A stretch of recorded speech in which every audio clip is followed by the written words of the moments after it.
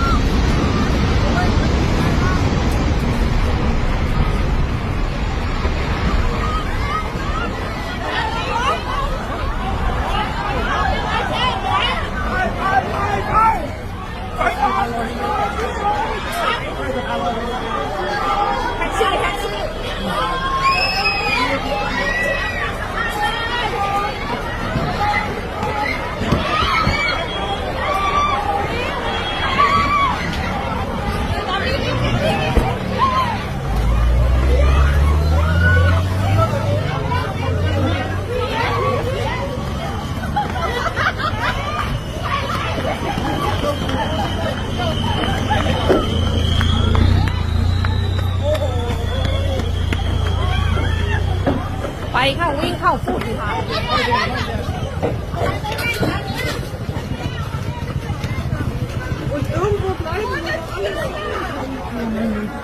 ถล่มในเจมดว่ายินไปเหมือนกันเฮ้ยคนที่อยู่ตรงนั้นมีใครเป็นอะไรหรือเปล่ามีใครเป็นอะไรเปล่าไม่รู้ตึกโดนไม่รู้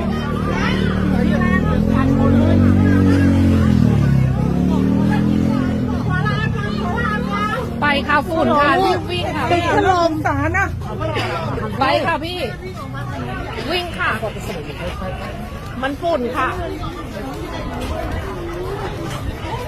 11:50 ആദ്യമൊരെണ്ണവും പിന്നാലെ 6.4 തീവ്രത രേഖപ്പെടുത്തിയ മറ്റൊരു ഭൂചലനവും ഉണ്ടായെന്നും റിപ്പോർട്ടുകളുണ്ട്. 15 ലക്ഷം ജനസംഖ്യയുള്ള ഇവിടം മ്യാൻമറിൽ ഏറ്റവും കൂടുതൽ ആളുകൾ താമസിക്കുന്ന രണ്ടാമത്തെ ഇടമാണ്.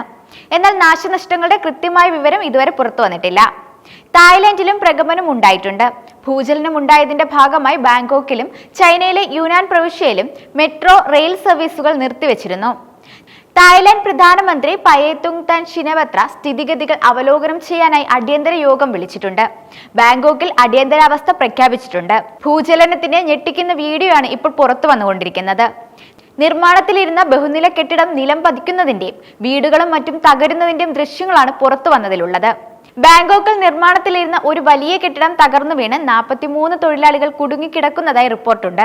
മ്യാൻമറിലുണ്ടായ വൻ ഭൂകമ്പങ്ങളുടെ പ്രകമ്പനം ഇന്ത്യയിലും അനുഭവപ്പെട്ടിട്ടുണ്ട്. മേഘാലയയിലെ ഈസ്റ്റ് ഗാരോ കുന്നുകളിലാണ് ഭൂകമ്പം ഉണ്ടായത്.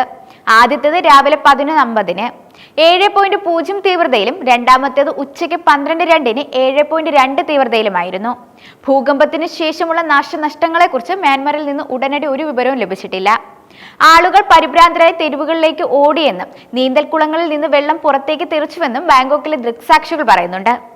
7.7 തീവ്രതയുള്ള ഭൂകമ്പത്തിൽ ബാങ്കോക്കിൽ നിർമ്മാണത്തിലിരുന്ന ഒരു ബഹുനില കെട്ടിടം തകർന്നു വീണുവെന്നും നാശനഷ്ടങ്ങൾ ഇതുവരെ പുറത്തു വന്നിട്ടില്ലെന്നും പോലീസ് പറയുന്നുണ്ട്. ക്രെയിൻ സ്ഥാപിച്ച ബഹുനില കെട്ടിടം പൊടിപടലത്തിലേക്ക് വീഴുന്നതും കാഴ്ചക്കാർ നിലവിളിച്ചോടുന്നതും സോഷ്യൽ മീഡിയയിൽ പ്രചരിച്ച ഒരു നാടകീയ വീഡിയോയിൽ കാണാം. ബാങ്കോക്കിലെ പ്രശസ്തമായ ചാറ്റുചക് മാർക്കറ്റിന് സമീപമുള്ള സംഭവ സ്ഥലത്ത് തങ്ങൾ പ്രതികരിക്കുകയായിരുന്നുവെന്നും തകർച്ചയുടെ സമയത്ത് എത്ര തൊഴിലാളികൾ സ്ഥലത്തുണ്ടായിരുന്നുവെന്നും തകർച്ചയുടെ സമയത്ത് തൽക്ഷണം ഒരു വിവരവുമില്ലെന്നും പോലീസ് അസോസിയേറ്റ് പ്രസിനോട് പറയുന്നുണ്ട്.